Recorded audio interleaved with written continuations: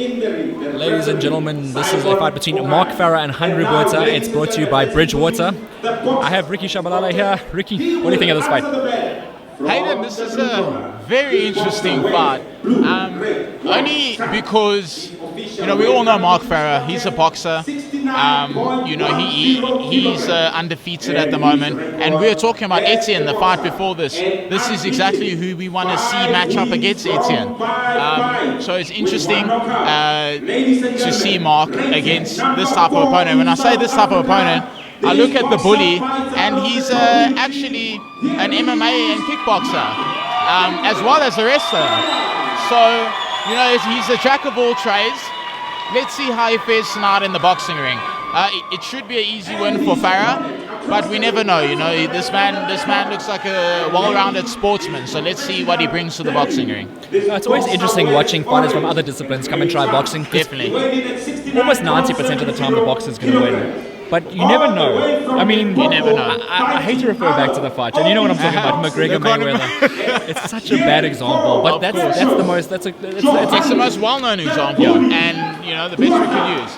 But just like how the hype was for the Conor and Mayweather fight, you didn't know who was going to win, and then Floyd obviously ran over him.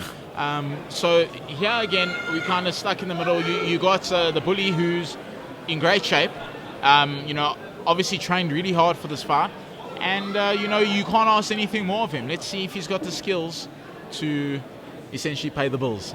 So just a funny thing, you can see they're not used to boxing because the coach was sitting outside and they had to call him in right there. There's a good example. To the sense of the ring, a little bit of inexperience. So let's see how Mark Farah takes advantage of his inexperience in the ring and his inexperience as a fighter, as a boxer. To be honest, I'm not quite sure that it's necessary to have the trainers in the ring at that time because the referee's giving simple instructions. Of course. It's not a title fight. Of course. Anyway, we'll see. Round one under action. Let's go. 100%. Farah goes out to touch gloves. You see that MMA style already. It's just different. Already, yeah. He's very bouncy on the feet, very fidgety. Let's see if he can keep this up. It takes a lot of energy in the boxing ring. For sure. As you can see, Farah's very composed, nice and relaxed on his feet. Nice left hook. Quick and effective. See, the way Hanru throws punches is much different to how a boxer would have thrown that right hand. It's very loopy. Definitely. Not the straight, accurate sort of punch. Definitely. Not. He's done in a little bit of work, not enough work. Not to be crisp. Would you say that he's very upright for a boxing style? He is. He's very broad for a boxer as well. He's got a broad upper body. So we'll see how he carries his muscle over the few rounds. But you see how Mark is a lot leaner and kind of lankier, and he's kind of very relaxed in there at this point. Absolutely. And interesting nickname that he has on the back of his strings, Tinkerbell. Where do you think that comes from? I like it. I think it's because he's he's very light on his feet. Look at that, as he just swapped into did a little twist and swap feet position. And as you see him move back very lightly on his feet, I think that's where he gets the Tinkerbell from. Maybe it's his footwork. Yeah, definitely very light on his feet. I saw a nice little switch there. Very good. It's he's under a little bit of pressure there. Yeah, but nothing got out and evaded with his footwork. But nothing too special there. I mean, Mark is obviously a boxer. He knows how to deal with such situations. Definitely. Look, we've been talking about punching, and we've been talking about big punches this whole night. But one thing Mark Farah has brought to the table is good footwork. He just swung with a big overhand right, missing his opponent. But let's see. Let's see. He's coming back to composure, touching the body with a jab. Waiting to counter punch. You can see Hanru obviously when he punches in flurries, and at a boxing level, the way he throws his punches, they're not effective. They're not effective because they aren't thrown right. You need to twist your hand and hit with your index finger and middle finger, knuckles. Now, if you're not hitting with those knuckles, then you can either hurt your hand or you're not going to hit an effective punch. When you punch through, then your whole body's come through the punch, and then it's an effective punch. He's very wild and swingy. So Mark's either going to punch between the punches and land a short. I think Mark should tighten up his punches, throw very short punches, like with the O'Hara Davis versus Josh Taylor fight. What Josh did to O'Hara, if we look back at that, and I think he'll win the fight easily. See, that's the thing as well. Like Hanru, if he's going to win this fight, he does have to put the pressure on Mark because, I mean that's his style. I mean that's what he knows, But at the same time, he's got to land effective punches. Of course. And look, And what he's doing now is not effective. Not at all. Not at all. I mean, especially for a boxer who trains against guys who hit hard and hit effectively. When you're getting, I don't want to be disrespectful to him, but if you're getting love taps like that, you're not gaining any respect. And he calls himself the bully, so I expect him to be a bit more aggressive.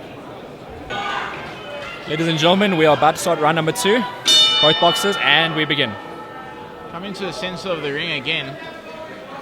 Mark's still being very clever, pawing with the jab, trying to get his range, trying to, find out what the bully has for him. Nice sharp right hand to keep his opponent off, and again with the footwork, perfect footwork. I like it. He managed to escape a potentially bad situation there with a good bunch of footwork there. Exactly right. Well, his footwork's carried him through this fight so far, Hayden, and I think that's definitely going to be the deciding factor for Mark winning this fight. And he's doing, and you can see, okay, now Hanru has him under a bit of pressure. Hanru. He's catching him, but coming forward, being aggressive, but following him around the ring. You can see the feet of Hanru is not doing what a boxer would do. 100%. It's taken a lot of power away as well from his punches, Hayden. Yeah. Look, and as I said, with 4 ounce, as I said off camera, with 4 ounce gloves, you can do that. Yes. But when you're wearing an 8 ounce gloves like what they're wearing, of course, it makes a big difference. A great body shot there from Mark Farah. Very nice body shot from Mark. Slowing his opponent down. Let's see what that does. So Mark changing it up now. Back to orthodox.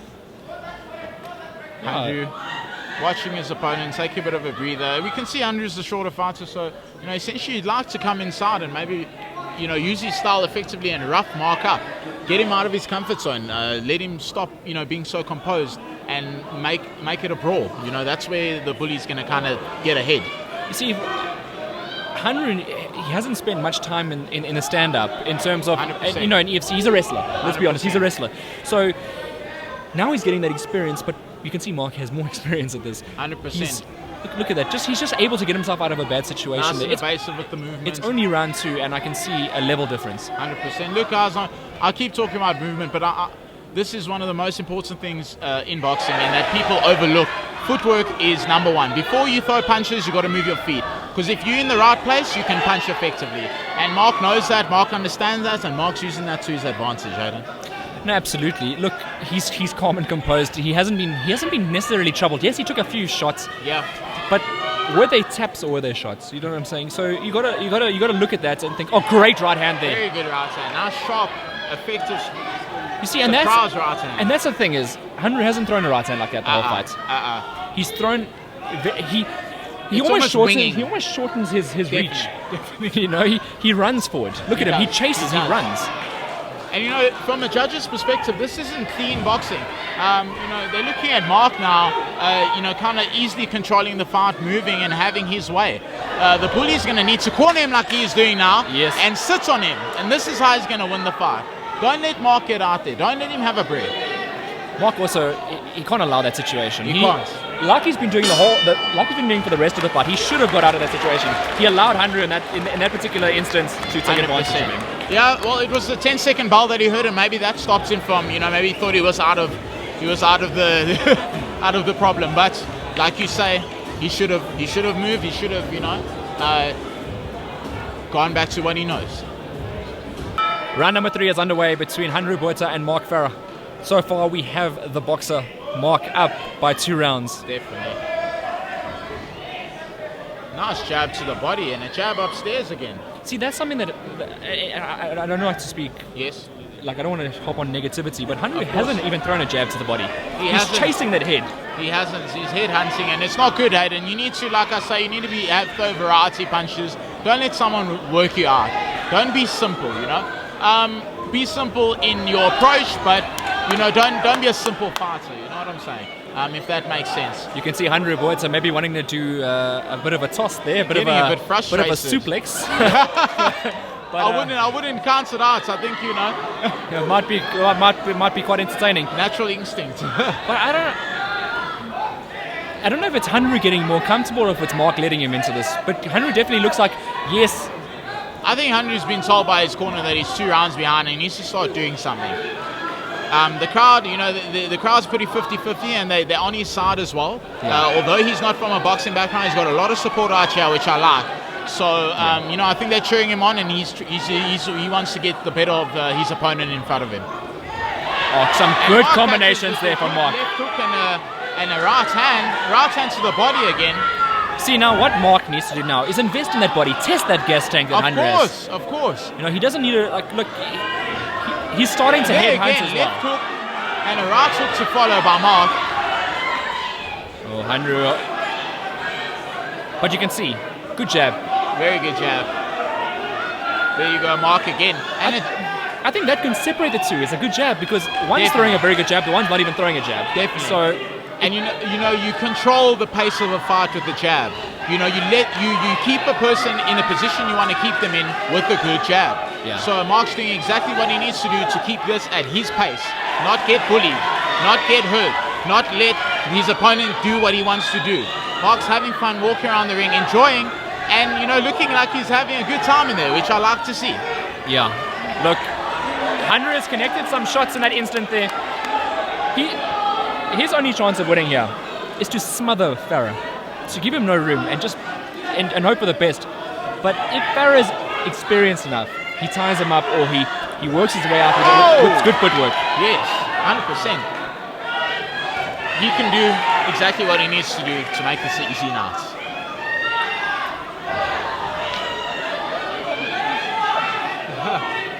Farah landing a big right hand while you were talking. I'm sorry, I got away from it for a second. The action pulled me away. It's a good competitive fight. Yeah, I know. It is. Nice action. Getting the crowd going, definitely. Oh yeah, the crowd loves this fight. Probably the packed house. Probably that it is. When you look away for 1 second, it was about 75%. You look now, it's a full capacity. Of course, I think I just like to ask the promoter real quickly. Andre, is it sold out? Very close. It's a very close, maybe about 95% sold out today. What fights we had today? Every single fight being competitive. We just spoke to the promoter right now, just off camera, and he's a very happy man. Look, I think what Andre's done, with Real Steel Promotions and, having a lot of young up-and-coming prospects. We were saying earlier, Hayden, how the guys have grown from tournament to tournament to tournament. I think he's matching them correctly. I think he's testing them enough. And I think that, he's being, creative as a promoter, using different venues, getting a lot of different crowds to his scenes, and doing what he needs to do to essentially be a household name one day. I like what Andre's doing with his company. It's the last round, the fourth and final round. Hanru Botha is coming for the kill. A lot of action now. You can see they've told Hanru, knock this guy out. You've lost every round. Big punches from both guys. Well, Hanru has lost all the rounds. He needs this knockout, and you can see he's hunting. He has to knock Farah out.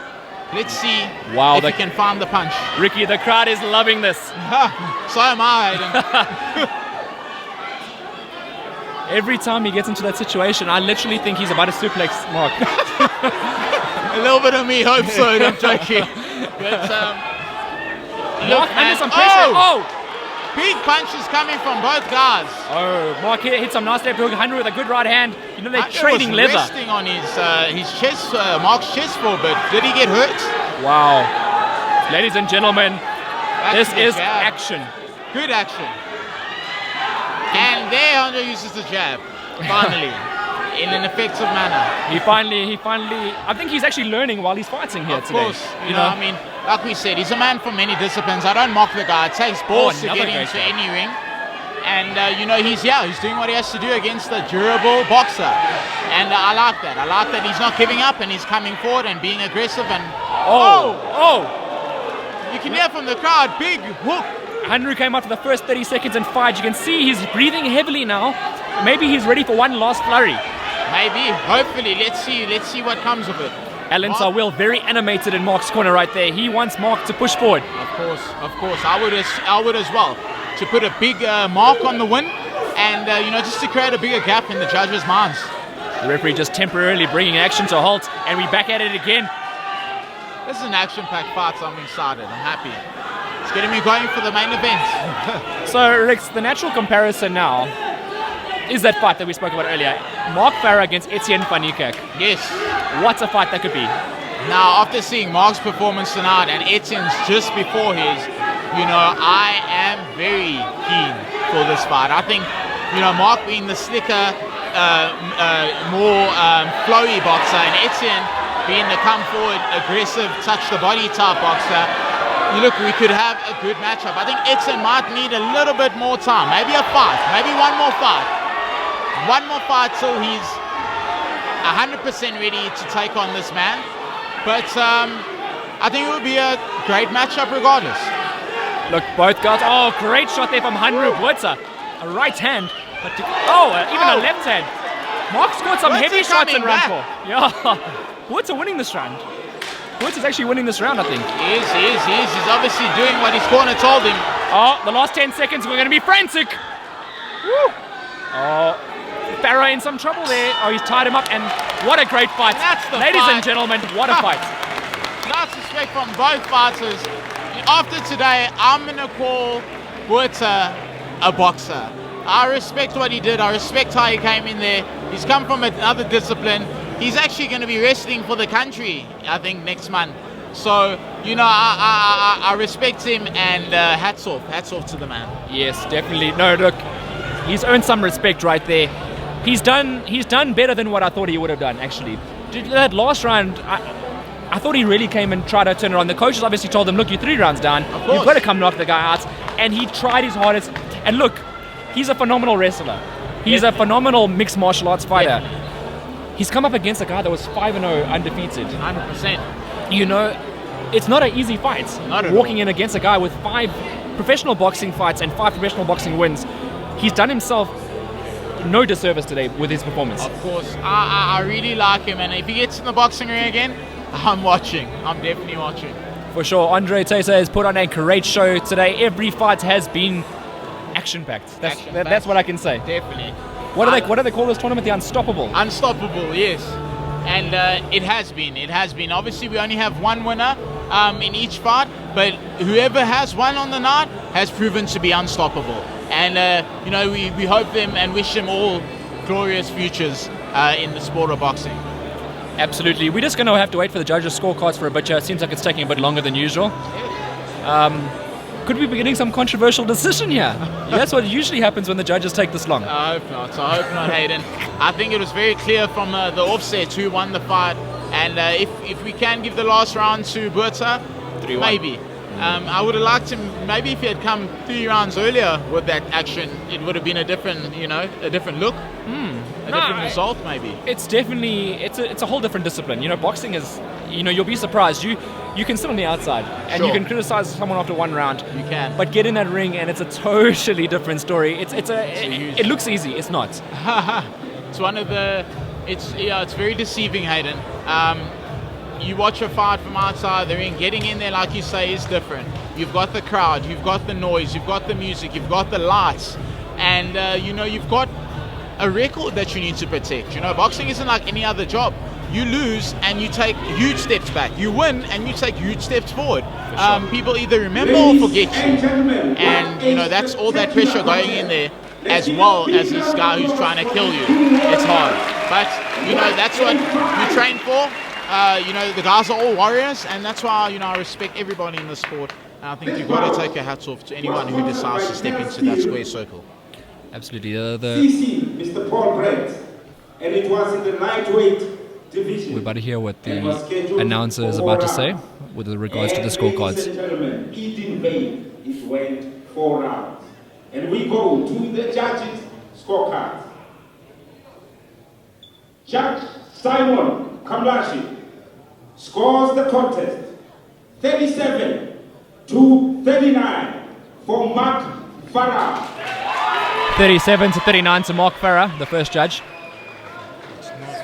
Our second of the 3 judges, the female judge, Buituel Madiba, scores this contest 38 to 38.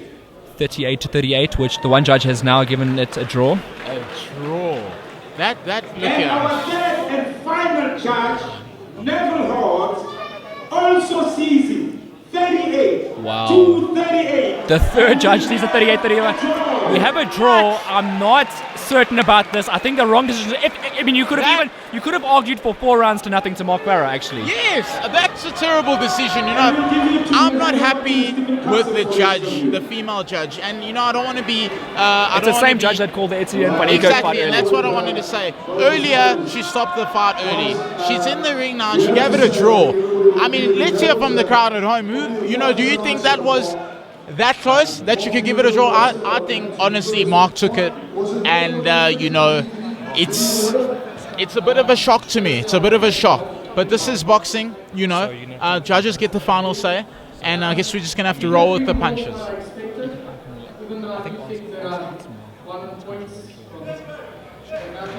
Here's Mark talking about how he won, and the crowd cheering him on.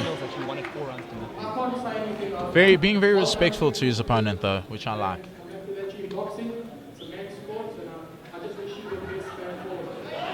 Look, a lot of respect from Mark there. I don't think you guys can hear it, but he just wished Hanru really well and welcome to the sport of boxing. We don't think that's a great decision. I'm not really happy with this because it kind of ruins the fight now between Farah and Fanigo. Not ruins, but it kind of takes a bit of the spotlight off of it. Well, if you know boxing and you were in the crowd, you'll know who won the fight. So I don't think it takes anything away. I think Mark's going to go home and do what he has to do. I don't think he did anything wrong. I think he won. But maybe this pushes him, to kind of up his game a little bit more, and then the Etienne fight becomes a whole lot more exciting.